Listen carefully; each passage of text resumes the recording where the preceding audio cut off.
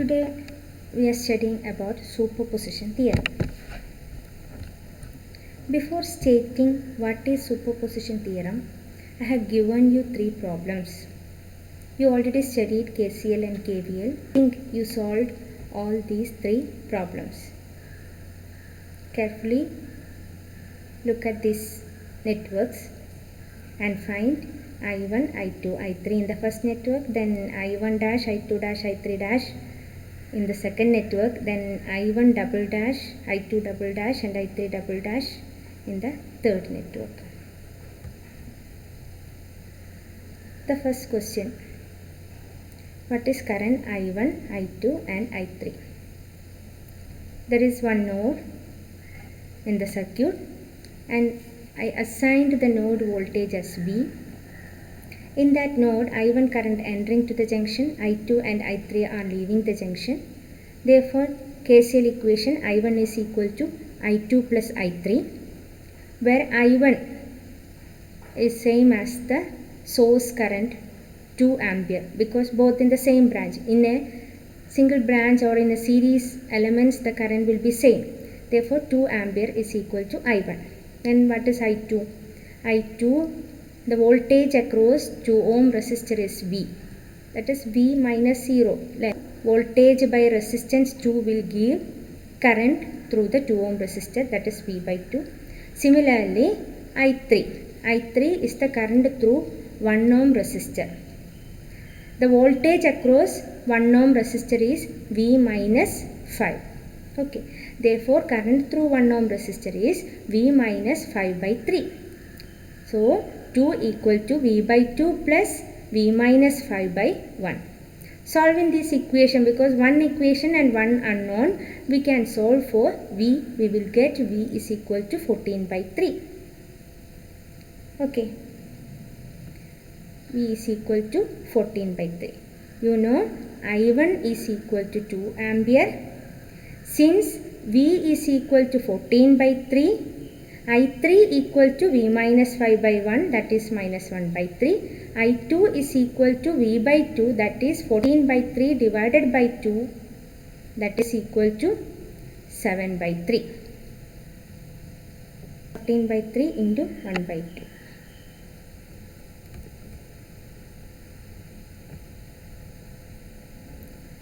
In the next question, calculate I1 dash, I2 dash and I3 dash. You see, I1 dash equal to 2, again similar to the previous one. Then for finding I2 dash and I3 dash, I used the current division rule. What is current division rule? In a junction, if current is divided into two parts, then current through one of the branch is equal to current entering the junction into other resistance by sum of the resistance. Here, I1 dash is entering, that is 2. Therefore, to find I2 dash equation, I2 dash equal to current entering the junction, that is 2, into other branch resistance, that is 1, divided by 2 plus 1, that is sum of the branch resistances, that is equal to 2 by 3. Similarly, I3 dash, current entering the branch I1 dash, that is 2, into 2, other branch resistance 2, sum of the resistances 2 plus 1. Therefore, I3 dash is equal to 4 by 3. Okay. In the third circuit, you have to calculate I1 double dash, I2 double dash and I3 double dash. Here, I1 double dash equal to 0 because there is an open circuit. Then, only one source 5 volt and 5 volt, from 5 volt, current I3 dash is coming. It is coming through 1 ohm and going to 2 ohm resistance. Therefore, 1 ohm and 2 ohm are in series and I3 dash is equal to, I3 double dash is equal to I2 double dash. So total resistance in the circuit is 1 plus 2, that is 3. Therefore, current from the source 5 volt is equal to 5 divided by 1 plus 2, that is 5 divided by 3. I3 dash is equal to 5 by 3 and I2 double dash is equal to 5 by 3. Okay. These are the results you obtained. Now let us see. These are the 3 circuits given to you and these are the currents you calculated. Now you see the first circuit. In the first circuit there are 2 sources, one current source and one voltage source. Now see the figure with the 5 volt source alone. Already given a circuit, there is 3 resistors connected in star. In this circuit also there is 3 resistors connected in star, but there is only one voltage source, no current source. In the third figure, the same 3 resistors are connected, but there is no voltage source, only a current source. But what is the change in these 2 circuits? These circuits are provided with the single sources. From the original circuit, when current source is removed, that place is open circuited. From the original circuit, from voltage source is removed, that part is short circuited. So, original circuit with the 2 sources, one current source and a voltage source. Second circuit is same as that of the original circuit, but there is only one source and other sources are removed and current source is removed, therefore that part is open circuited. In the third figure, same as that of the original circuit, but only one source is kept there, other source is removed. Here the removed source is voltage source, so that part is short circuited. Okay. From the first figure, you solved and you got the branch currents. Branch current 2, 7 by 3 and minus 1 by 3. Why the sign minus? Because the assigned direction of I3 is opposite to the correct direction. In the circuit, actually current is flowing in the opposite direction of I3. Therefore, the value minus 1 by 3. Now see, I1, the current through 3 ohm.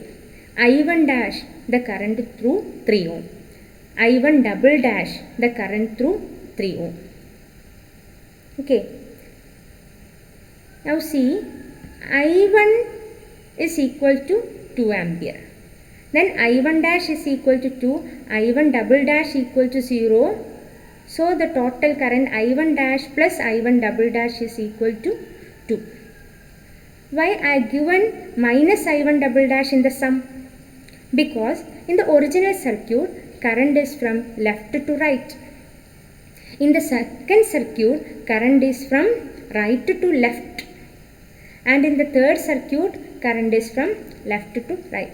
So, net current from left to right is equal to I1 dash plus I1 double dash. Okay. Similarly, I2. What is I2? I2 is equal to 7 by 3. Only when 5 volt source is kept in the circuit, I2 double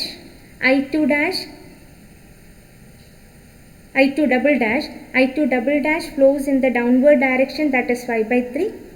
Similarly, when only current source is kept, the current through 2 ohm resistor is I2 dash, that is also going downwards. So, net current, both currents are going downwards. So, net current I2 dash plus I2 double dash equal to 7 by 3. That is same as the original circuit current. Similarly, in the third branch, in the original circuit, I3 is equal to minus 1 by 3. In other 2 circuits, I3 dash and I3 double dashes are added. I3 double dash is given the minus sign because it is opposite to the original direction. So the net current is equal to minus 1 by 3. That net current is again equal to I3. See, the first column and the last column values are same. From this example, let us conclude what is superposition theorem. Superposition theorems or superposition principle, also known as superposition property, states that for all linear systems, the net response caused by two or more stimuli is the sum of the responses that would have been caused by each stimulus individually. That is, here stimulus is given by 5-volt source and stimulus is given by 2 ampere source. In original circuits, two stimuluses are there, that is two sources are there, but that the stimulus, two sources are there in the original circuit. The response produced by these sources are equal to the sum of responses caused by individual sources. Okay.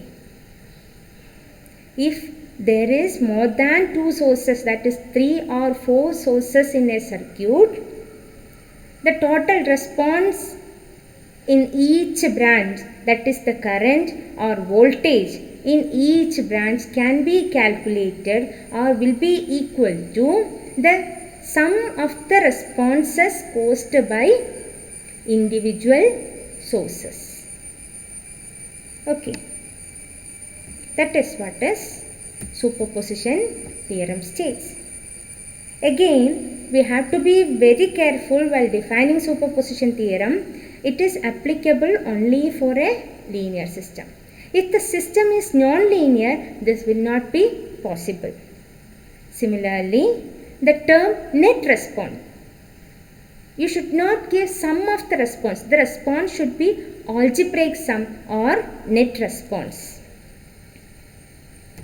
That is what is given in the table. I have taken minus I1 double dash, similarly minus I3 double dash.